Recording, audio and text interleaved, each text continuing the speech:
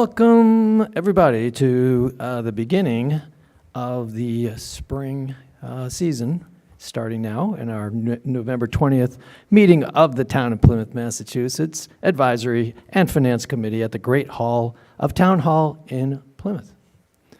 We'll go right to the call of order of our committee members, and we will start with Mr. Dunn. Here. And Mr. Green. Mark or Jeff, can you guys hear anything? Yes, we can hear you. Can you hear us? Can you hear us? I can't. Can you hear me? Yes, I can we hear can you. Yeah, I don't. Yeah. I can't hear the meeting. I don't even know if they. Oh, there it is. Yeah, I see. Yeah, Steve has been talking for the last few. Has anybody? Can you text them? I'll put it in the chat. This happened before, I think, Lorenzo, when we were doing this a while back. Can you hear us? Yes. Everybody hear us? Yes. All right. So let's start all over. We will go to the roll call. And actually, I don't see Ms. Butler, so I will come back. But Mr. Dunn, I know you are here. Mr. Green? Here. Mr. Howard? Here. Mr. Lally? Here. Mr. Lawler? Here. Mr. Malaguti? He said he might be late. Ms. O'Connor? Here. Mr. Pizarro? Yeah. Thank you. Ms. Richards? Here. Mr. Snyder? Here. Ms. Tompkins? Here. Mr. Trudell? And Mr. Wright? Here. Thank you. Okay. So this meeting is being conducted in a hybrid format, as you can see. Some of us here in person and some of you are participating on our Zoom call. This meeting will be airing on Comcast 9, Verizon 47, and on PAC TV's YouTube channel, which can be viewed at pactv.org/stream. The ground rules here are any speaker giving public comment is allotted up to 5 minutes in which to speak. Public comment can be made at the beginning or at the end of each meeting, or in regard to a particular agenda item the speaker wishes to be heard on. Anyone who wishes to attend the meeting virtually, including members of the public who wish to give public comment, can use one of the following methods. You can go through Zoom and download the Zoom meeting application, unless you already have it, and hit join and enter the meeting code 995-2986-0638, and then the meeting password of 100131. Or you can join through the Zoom website, and the same thing, you join a meeting, use the ID code of 995-2986-0638, and the passcode of 100131, or you can do the third option, which is to call in. We will only hear your voice, we will not see you, and that phone number is 929-205-6099, same meeting code 995-2986-0638, and enter meeting password 10031. The views of the members of this committee are their own opinions and do not necessarily reflect the majority view of this committee. So I'd like to start the meeting by introducing our newest and 15th committee member, David Trudell. And I would like David to take a moment to introduce yourself and your experience with town committees. Hit your mic. Yep. It's lit. My experience with the town of Plymouth is limited. I've sat on the finance committee in Wareham for 7+, the capital program in Wareham for 7+. And I'm looking forward to see how this runs because it's very different. Okay, well, thank you. And so just out of courtesy, we're going to have everybody introduce themselves to you. And what I would ask is that you tell us your name and your profession, and which article or articles did you find most interesting in our last session? How about that question? Okay, Mr. Dunn. Oh, thank you, Mr. Chairman. Brian My Dunn, I'm the pleasure. political director at the Massachusetts AFL-CIO for work. And the most interesting article, I think, for me, was the ones that were removed this past town meeting cycle. Okay. Let's go to Mr. Green. Dan Green, I do technical accounting at Clean Harbors in Norwell. Been on the committee for a couple of years. My favorite article was the land bank, just because it was a interesting way to view our future in this town. Okay, thank you. Mr. Howard. There he Good is. evening, Bruce Howard, retired now. I used to be a project manager for a small software company. The vernal pool wetland bylaw change was perhaps the most interesting to me. We've certainly had some heated discussions around that topic at Advisory and Finance before approving it to town meeting. Thank you. Excellent. Thank you. And Mr. Lally. I think I'll go with vernal pools because the rest of it's sort of an even draw on that. It was, I was surprised that we got through all the articles. And That what day. is your profession, Mr.? I am also too retired, but I'm just coming off a career of 40 years in higher education facilities management. Excellent. And Mr. Lawler. My name is Tim Lawler. I'm retired. I was a active CEO of a security company for the Commonwealth of Massachusetts, and that lasted 41 years. And I think one of the most interesting articles that affected me personally was the charter review, because I was on the charter review committee, and I thought it was really interesting as to how the process went along for 15 months, and all of our courageous work and effort, and was sabotaged in a heartbeat by a rogue member. So it was pretty funky. That's the only way to look at it. I'm glad I asked. Mr. Malaguti, I don't see you. Ms. O'Connor. Molly O'Connor. I am unfortunately not retired. I am a small business owner, and I'm also going to go with vernal pools. It was my first meeting, and it was a really great insight into sort of the depths that we will go into in terms of looking at all of the angles of every issue that will come up, even though it may seem on its face maybe a fairly simple issue at hand. Thank you. Mr. Pizarro. Hi, Lorenzo Pizarro. I'm currently an IT director with Cape Cod Healthcare. I also sit on the Plymouth Board of Health. Relocated to New England, Plymouth 6 years ago from basically raising and many, many years in the Midwest.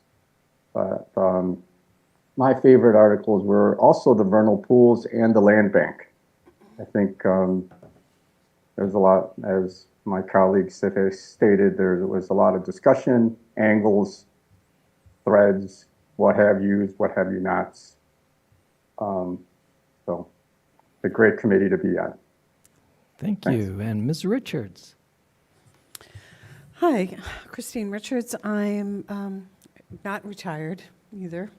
I'd like to be soon to be, but I'm not. I'm the IT director at the Registry of Deeds in Plymouth, along with all of my other outside activities. And I'm also a new grandma. So Congratulations. Thank you. So that's exciting. I think I liked all of the articles. I'm a huge debater. If anybody hasn't figured that out yet, the charter. I think the charter and all the related articles were very interesting. It gave a nice, an interesting view on our government and how it works and how it could work and how it could work better. Thank you. And Mr. Snyder. Evening, everyone. So I've had a 50-plus year career in media, in newspapers, radio, television, and in the movies, which I've produced several.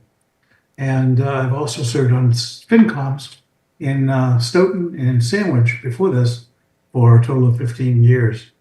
As far as the town meeting, my favorite part was the coffee and the cookies. Okay. And Ms. Tompkins. Hello, Emily Tompkins, and I work in communications and development for Bay State Community Services, a local human services nonprofit. I'm also on the master plan committee, so I just want to remind you all, if you have not gone to a forum yet or done a survey, I have business cards to remind you. And my favorite article was the land bank, especially at the end, where it technically won by one vote, and then their vote registered wrong, and then it was tied, and then the moderator broke the tie. So that was like, Wow. I think that's extremely rare. I think in the moderator's 30-something year, 40-year history, this was the first. It wasn't the first, but second time. Wow. Yeah. Wow. Very good. So, Mr. Wright. Yeah, I'm Jeff Wright. I work in the biotech biopharm industry for a company called Danaher.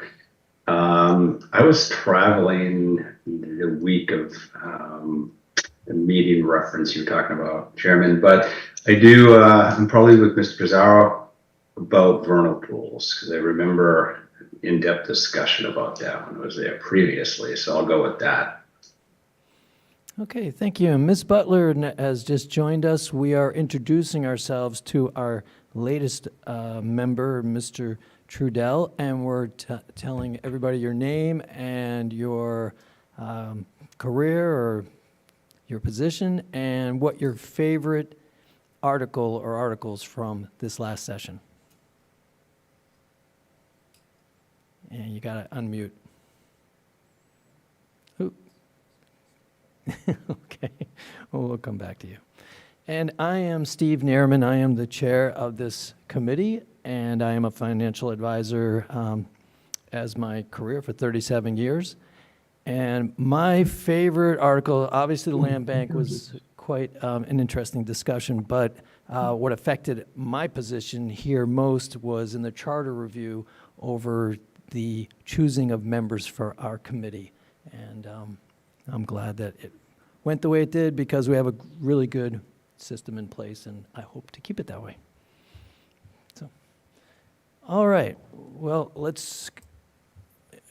if there are any members of the public here, I don't see any, you're welcome to start us off with a comment, and I will break for a second. There's no comments. Well, then let's get to work. We just have 2 minutes to approve and a couple of little discussion points, and we'll send everybody on their way for a short meeting today. So, the minutes of October 2, 2024, I assume everybody has read those minutes and made the changes. They've had plenty of time. Do I have a motion to approve the minutes of October 2? So moved. We have a motion from Mr. Dunn. Do I have a second? Second. Mr. Lawler has seconded the motion. Any discussion on the minutes of October 2? Hearing and seeing none, we will go to the roll call. And Ms. Butler, are you with us yet? Yes. Okay. And is that a yes to approve the bylaws? Yes. Thank you. the minutes. Okay, We'll approve them both. yeah, well, sure. Mr. Dunn, Yes. Mr. Green, Yes. Mr. Howard. Yes. Mr. Lally. Yes. Mr. Lawler. Yes. Mr. Malaguti still not here, okay. And Ms. O'Connor. Yes. Mr. Pizarro Abstain. and Ms. Richards. Yes. Mr. Snyder, Yes. Ms. Tompkins. Yes. And Mr. Trudell, you don't, were the minutes sent to Mr. Trudell? Was, okay, you may do that. And Mr. Wright, Yes. okay. 11 voted to approve and 2 abstentions and no opposed.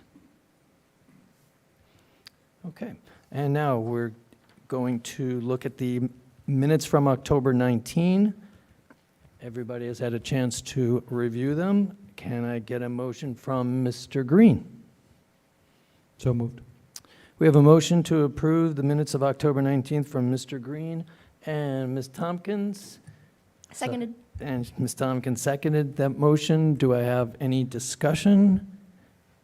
Hearing and seeing none, we will go to the roll call to approve the minutes of October 19th. Ms. Butler? Yes. Mr. Dunn? Yes. Mr. Green? Yes. Mr. Howard? Yes. Mr. Lally? Yes. Mr. Lawler? Yes. Ms. O'Connor? Yes. Mr. Pizarro? Abstain. And Ms. Richards? Yes. Mr. Snyder? Yes. Ms. Tompkins? Yes. Mr. Trudell? And Mr. Wright? Yes. 11 voted to approve, 0 opposed, and 2 abstentions. Okay. So we're going to open the floor for a time of reflection on town meeting in October. Any thoughts of how it went, how it could be better? This is your time in this committee to air it out. So, who'd like to start? There you go. Mr. Dunn, the floor is yours. Thank you. I think it was fine, but I would like to take some liberty here and second what Mr. Lawler had said earlier. I thought it was disappointing that we had a committee in town that did months and months worth of work and then it would be similar to one of our members then go into caucuses and start yelling about how we should be doing the opposite of how our committee voted. I think it's something that we had seen a member of the planning board do last year with a master plan too. And I just want to say that I'm glad that that doesn't happen on this committee, and I'm glad that we have the discussions that we have here, and then that when we go out into the public, that we keep the position of the committee and not try to railroad each other at different meetings after this. Okay, could I ask for the public's consumption what happened at that meeting for those people who were not there, that I think we just had a member of the Charter Review Committee that was making motions that were counter to what the recommendations were of that committee, and it kind of muddied the waters, in my opinion, for what the Charter Committee was trying to accomplish, and it was just kind of, I think, made it a little more confusing for people who were voting on stuff, and probably for the public too, but definitely for town meeting members who had dueling motions on a lot of these articles. Mr. Chair? yes, Mr. Law? I'd like to further back up Mr. Dunn's comments and the fact that we at the Charter Review Committee operated under a democratic process of each and every motion that was brought up was voted on within the process. And that was the problem, believe it or not. We voted as a committee to agree upon articles within the charter. And once we had a majority, we would move on. One of the members decided to have his own view despite our committee motions and process. And it deflated us as a committee because we worked so hard as a team to push the process through of democracy. You know, you had majority wins. And Joe had his own agenda. And it was disheartening in a way because we sacrificed a lot of time. We 15, 16 months of the committee getting together. I believe we got together close to 60 times, 60 evenings of hard work and unified hard work. And to have it spoiled by someone who didn't believe in the process, that was the true problem, Mr. Chairman. And I understand that because like Mr. Dunn said, on this committee, we have a majority view, and that's what we take to the town meeting reps. We don't take our individual views. It's decided here that that is the view of the committee. Correct. And the committee sticks together, Yes. even if there's dissenting votes. So I can understand the disappointment. I mean, that's a lot of 60 meetings is unbelievable. It's a lot of work. Yeah, And I might be off on that, but that's a lot. it was a lot of time, a lot of effort, and we were unified. We were truly unified. And it was great how it began with two sides, two opposing views, and at the end, truly 9 people that were on the same page, except for one. And by the way, Joe's attendance was less than 50%. That was another issue. So it was tough. Okay. Well, thank you for sharing that. Mr. Green? I'd like to echo my colleagues' comments on everything that's been said so far. But I'd also like to say that I'm very happy that we fended off yet another attempt to dismantle and reorganize the FinCom, which is a good clapping moment. But other than Thank that, you. I also found it extremely confusing to even have a picture of where we ended up with all the changes, all the amendments. Some articles passed, one article didn't pass. So I would really like to take a look at what this thing looks like before it becomes the law of the land. And then I'd also just like to say, it wasn't just one individual. Everybody took it as their opportunity to get their pen to the charter and write whatever they want in it, which was pretty discouraging considering the amount of time Tim and the rest of the committee spent on everything. So that's my 2 cents on that. But glad we don't have to talk about it for a while. Not until April. Mr. Any, Chairman, Yes. I can't find my thing to raise my hand, but anyhow, Oh, okay. I will give you the floor, Ms. Butler. thank you. The thing that I noticed in the meeting is that so many people came up and said, I'm confused.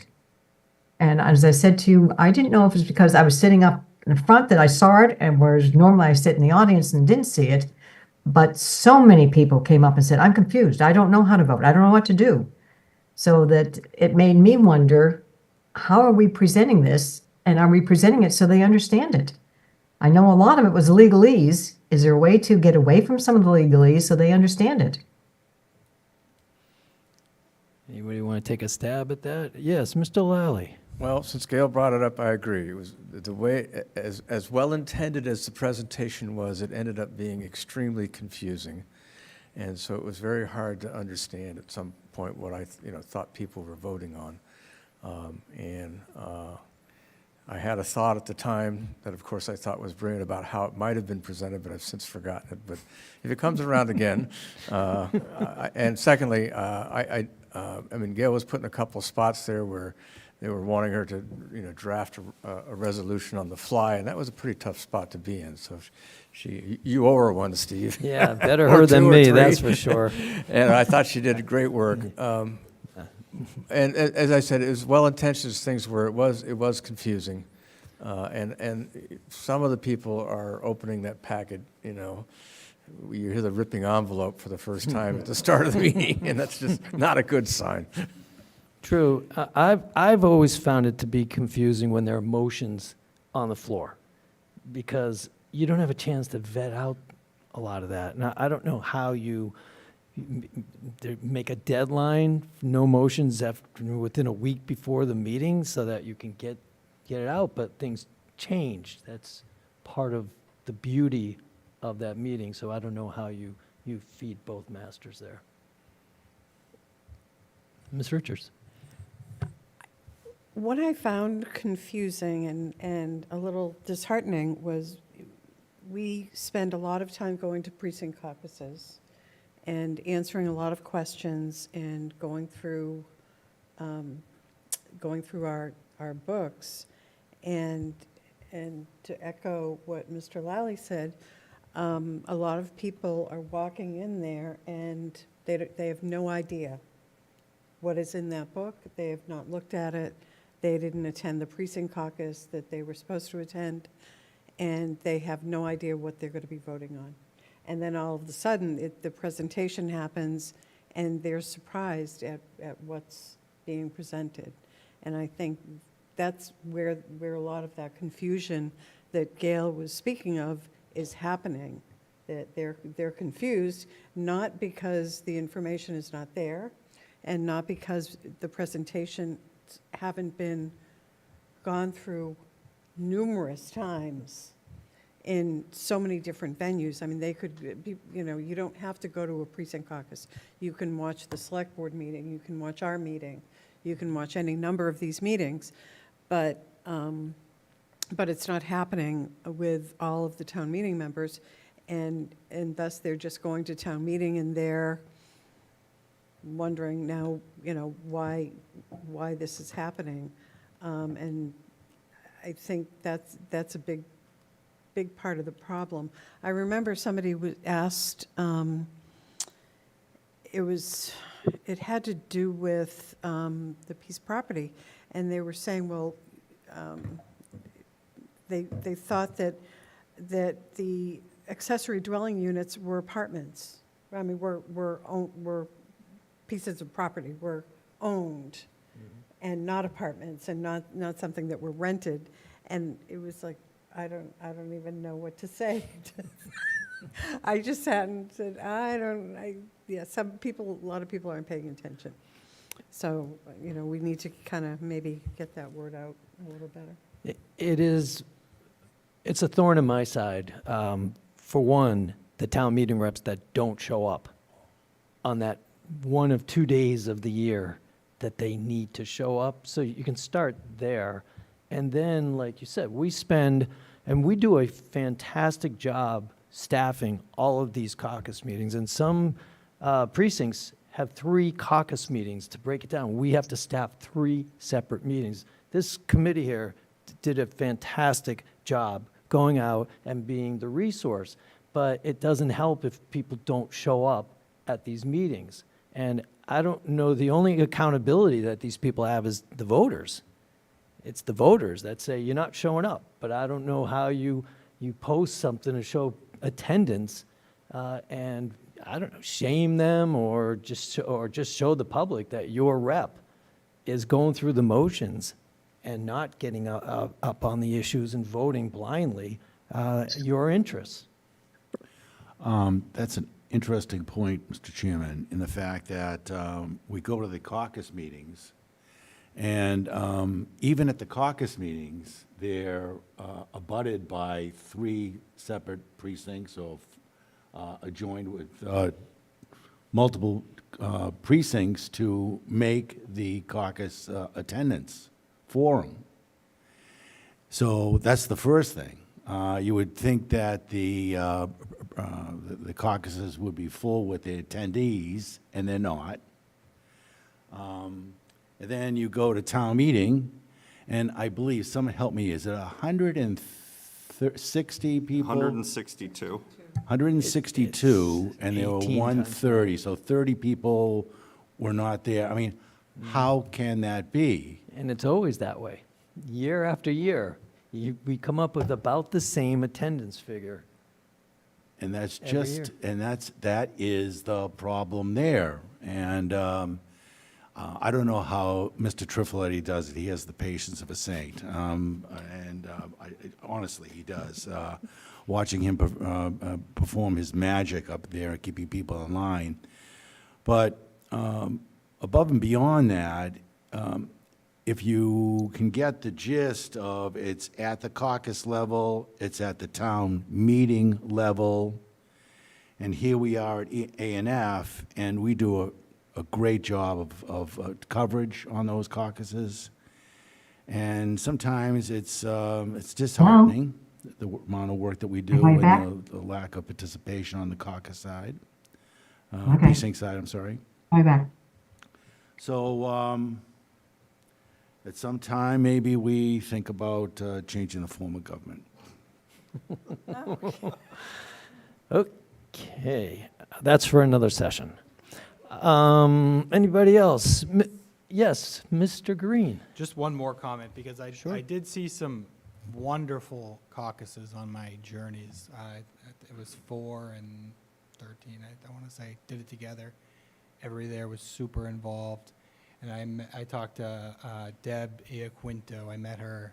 She is not a town meeting member, but she still comes to the caucuses because in her district, they're competitive. She got 300 votes and came in 5th place and didn't get to be a town meeting member. And we have precincts that can't even fill They got one the vote. slots One vote got or him get in. one vote. It's just She needs to crazy. move. She It's needs to crazy. move. We need, She needs to move, that's all.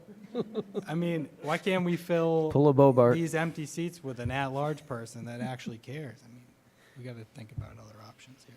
So. And I do want to give credit to the engaged town meeting reps.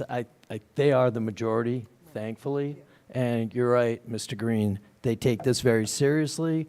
And I was witness to a lot of really intelligent discussion.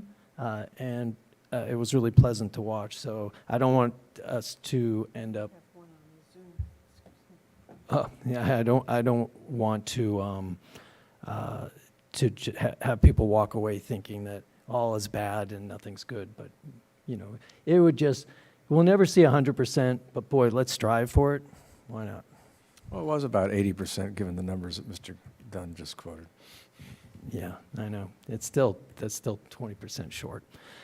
Any other comments from town meeting before we put that in our rearview mirror and move forward? Okay. All right, let's move on to old, new, and other business. I will turn the floor over to Mr. Lally, who would like to discuss the Oak Street audit.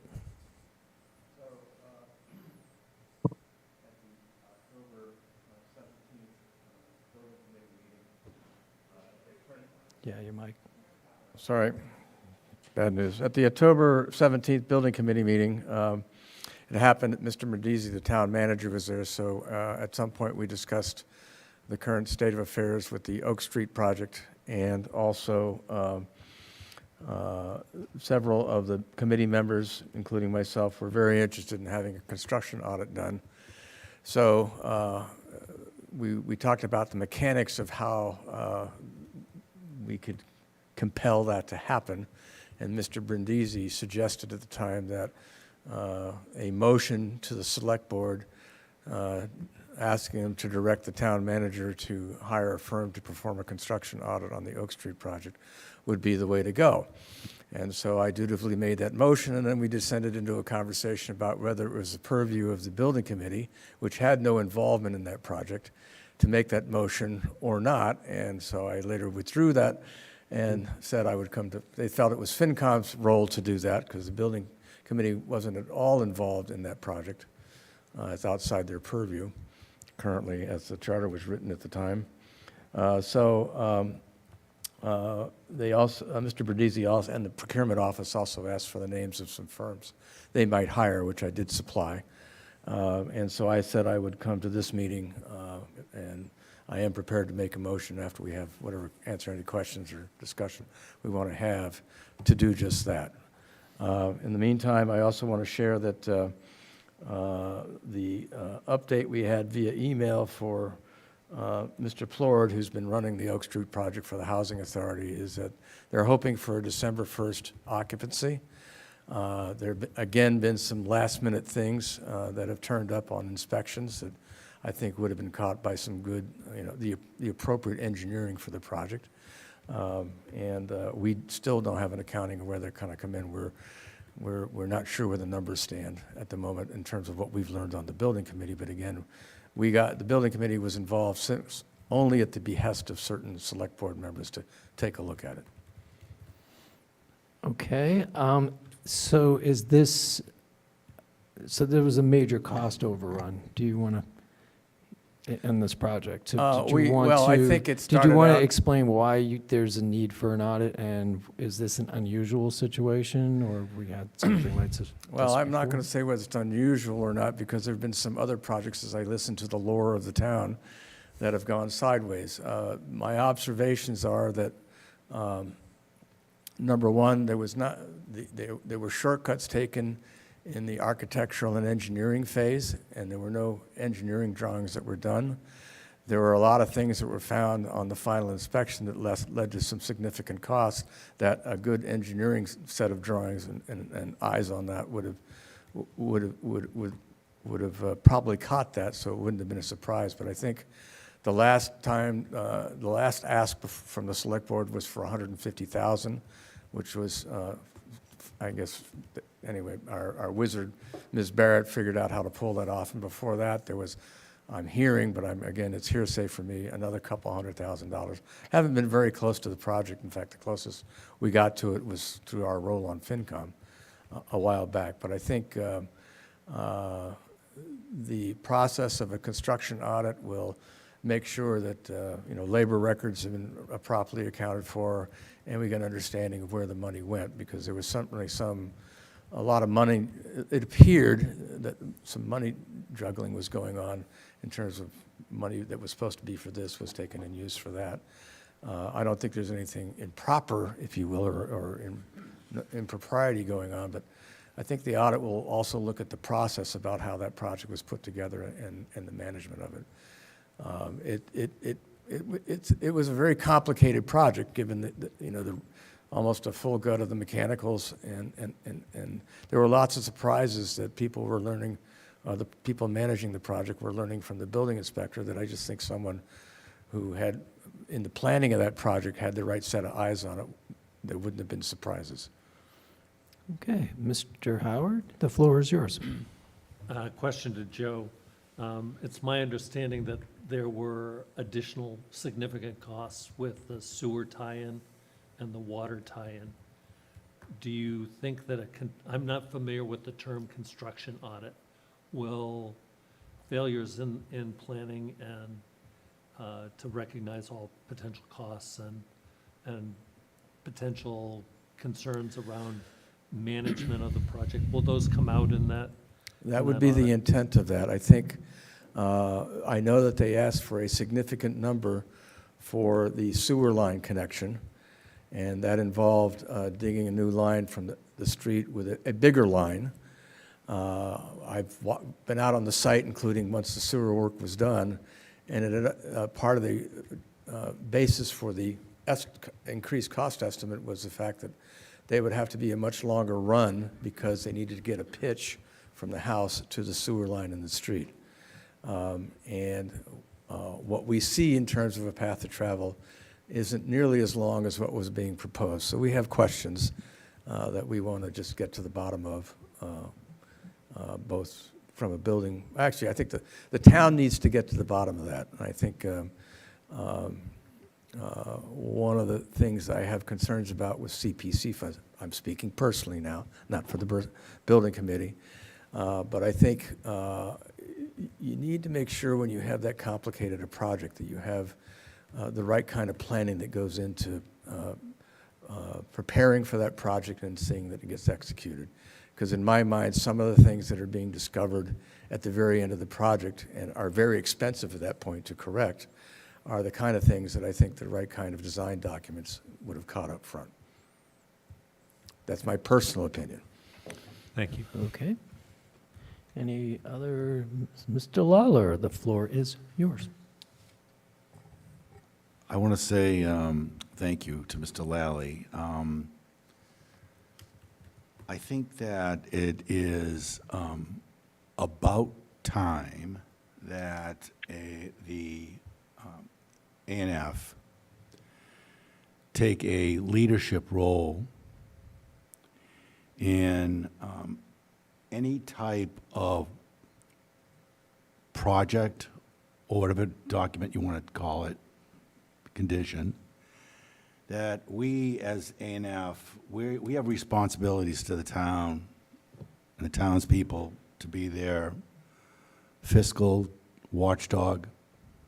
And this is a great illustration of ANF taking a proactive stance on something that's going on in the town and doing some investigative work and actually committing to a suggestion of an audit from this side of the ledger.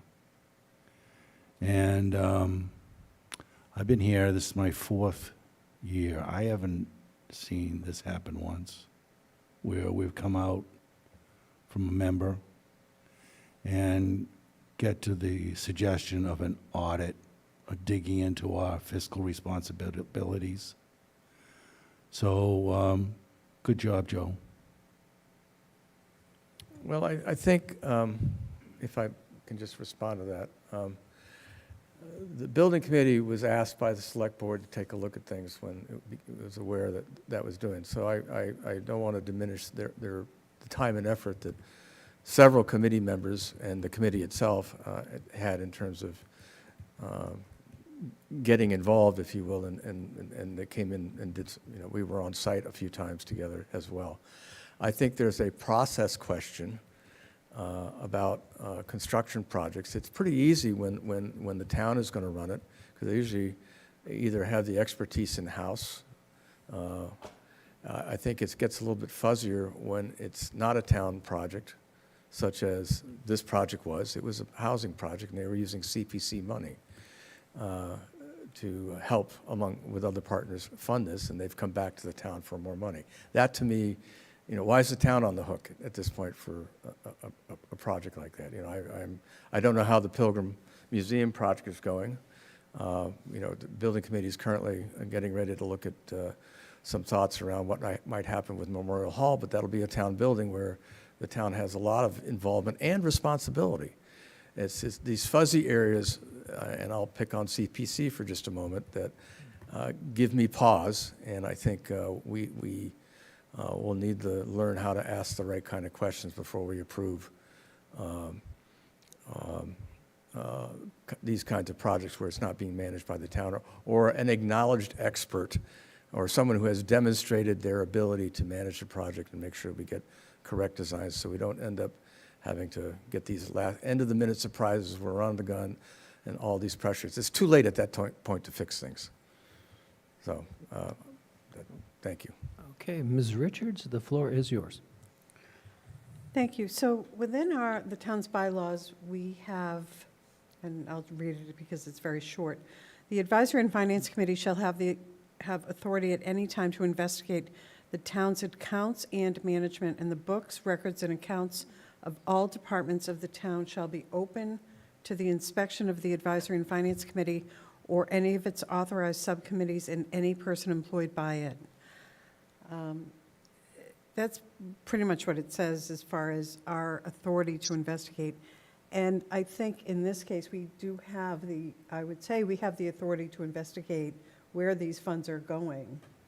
And we could certainly form a subcommittee within our committee to investigate what's going on with any and all of these projects.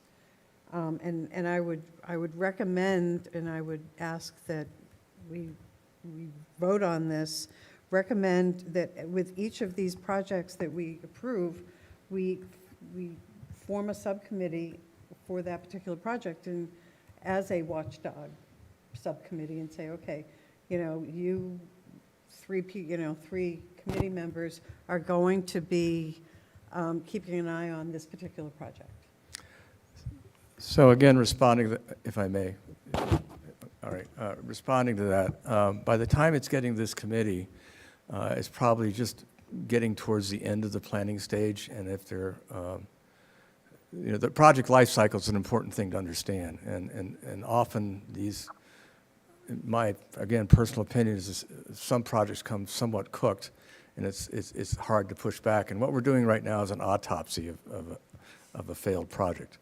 And I think there's a process thing that I'm hoping will come out of the construction audit that then the town can use to learn from. I agree with you. We certainly, it's within our purview to ask for the construction So audit. I wasn't saying just this one, I'm saying going forward as we approve these projects. So, I mean, my husband has been a project manager on construction, large construction projects for 40 years, actually 40 years. So I understand how these projects are come to fruition. They start, they're in the planning stage. But, when they come to us for financing, they have a plan. They haven't broken ground yet. And we can certainly just check on them. You build a house, they don't get money until they've met certain requirements. And I think we should just make sure that they're meeting these requirements before we're forking out more money. I agree with you that we need to get better at asking the right kinds of questions before we approve projects, and that should include, but not be limited to, just also the experience of the team that's running the project, and also has the appropriate engineering and has the appropriate design and thought go into the project at the point now where they're asking for either design money or construction money. Mr. Dunn, I've been stepping on you, so sorry. One second, did you want to follow? I would again, ask that when these projects come to us, when they, in the, very early stages, that we say, yeah, we're going to approve this, but we're going to keep an eye on it. We want status updates throughout the project, not at the end of the day, okay, now we're in deep trouble, we're underwater, we need more money. It's too late. It's too late at that point. It's too late at that point. Okay. Mr. Dunn, the floor is yours. I would gladly second that motion if you make it. And I think, like, for this particular, I'm not opposed to forming a subcommittee. I think for something of this magnitude, no offense to people on this committee, but I think 14 out of 15 of us are unqualified to even discuss a building audit, never mind be a part of one.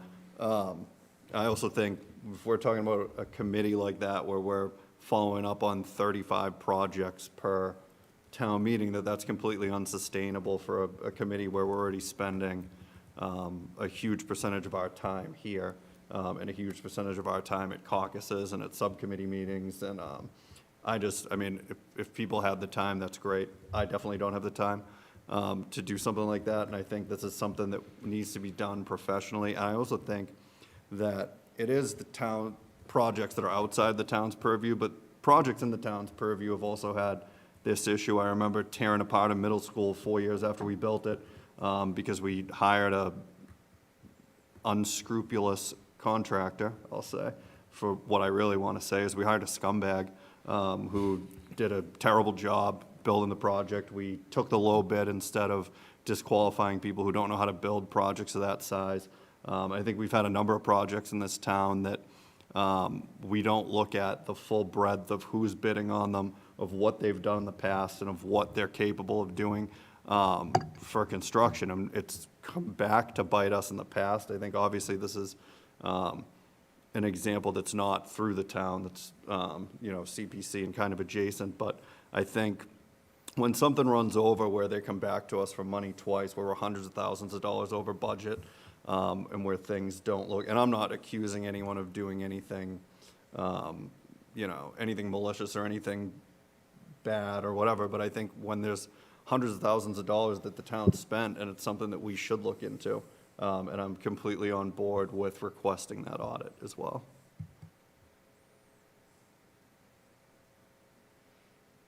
Okay, so Mr. Lally, would you like to make a motion? Yes, I would. I move that the Advisory Finance Committee request Mike Mike.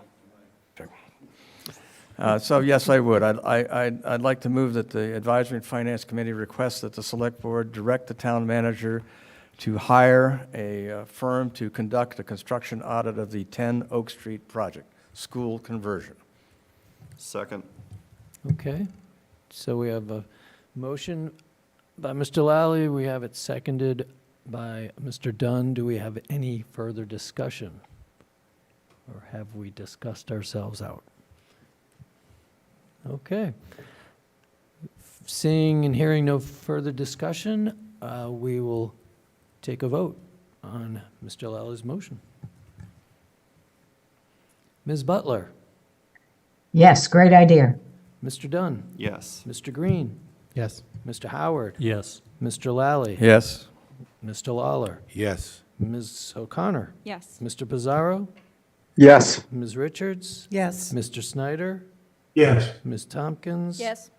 Mr. Trudell, Yes. and Mr. Wright. Yes. And that would be unanimous, and that would be 13 voted in favor, 0 against, and 0 abstentions. Okay. Thank you for bringing that up. It's complicated. All right. So our next meeting is December 18th. It's the last of the calendar year. I will have subcommittee assignments for you by that meeting. And does anybody else have any new, old, or other business? No? Okay. And I saw a member of the public, Mr. DiNardo. Would you like to make a comment in the public comment section? No, thank you, but thank you for your action. Okay, thank you for joining us as the lone non-committee member. Okay. Our favorite time of the meeting, adjournment. Do I have a motion? Mr. Howard, you've been fairly quiet tonight. Move to adjourn. Thank you so much. And let's see, Ms. O'Connor, would you like to take the honors of seconding that motion? Seconded. Thank you so much. And shall we have discussion? Hearing and seeing none, we will vote on whether or not to adjourn. Ms. Butler, how do you vote? Yes. Mr. Dunn? Yes. Mr. Green? Yes. Mr. Howard? Before I vote, Mr. Chairman, did you receive the subcommittee forms from all committee members? I have. Great, then I vote to adjourn, thank you. Wow, what if I said I hadn't? We'd be here all night. Okay, well, thank you. Mr. Lawler? Yes. Okay, great. Ms. O'Connor? Yes. Mr. Pizarro? Yes. Ms. Richards? Yes. Mr. Snyder? Yes. Ms. Tompkins? Yes. Mr. Trudell? Yes. Mr. Wright? Yes. It is unanimous. We are adjourned at 7:53 PM.